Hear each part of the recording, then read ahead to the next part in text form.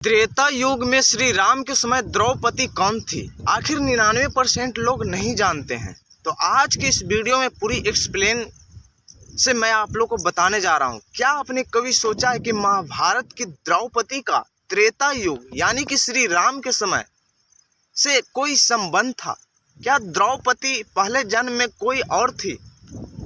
क्या भगवान श्री राम ने उन्हें कोई ऐसा वरदान दिया था जिसके कारण अगले जन्म में उन्हें 5 पति बने?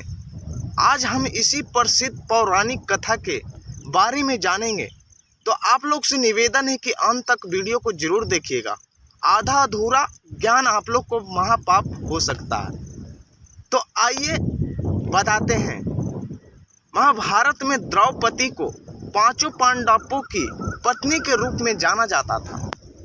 कहा जाता है कि लेकिन कई पुराणों में और लोक कथाओं में एक कथा मिलती है कि पिछले जन्म में द्रौपदी नलायनी यानी कि इंद्रसेना नाम की एक अत्यंत पवित्रता पैदा की, लेकिन नलायनी के कभी अपने पति का साथ नहीं छोड़ा।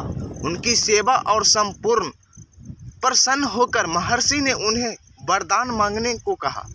कुछ कथाओं में ये भी वर्णन किया गया है और बताया गया है कि नलायनी ने ऐसा पति चाहा जिससे वीरता, धर्म, बल और सौंदर्य और ज्ञान सभी श्रेष्ठ गुण हैं।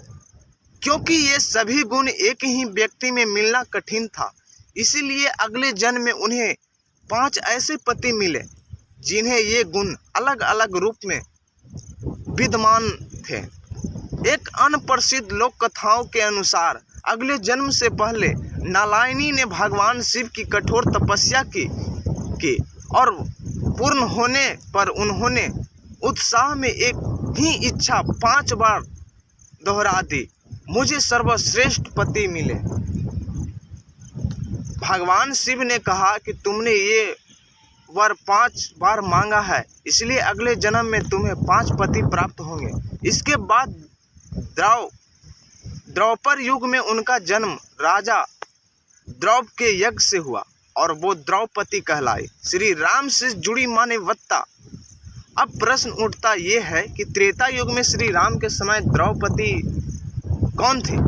कुछ लोक कथाओं में ये भी कहा जाता है कि नलायनी ने त्रेता युग में भगवान श्री राम के दर्शन किए थे और उनके आदर्श चरित्र प्रभावित होकर उनके जैसा पति चाहा था।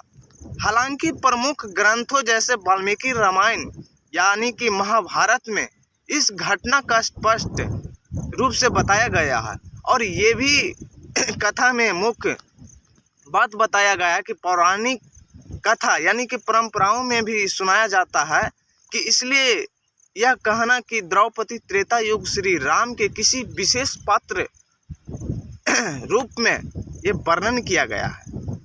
दोस्तों, ये शास्त्र में सिद्ध नहीं है, लेकिन नलायनी के पूर्व जन्म और 5 पतियों के वरदान की कथा और भारतीय परंपरा में प्रसिद्ध माना गया है।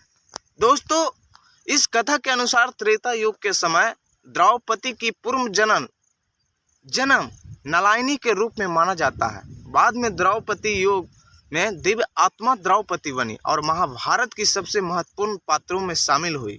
दोस्तों, ये छोटी सी कहानी आप लोग को अच्छा लगा हो तो वीडियो को लाइक कर देना।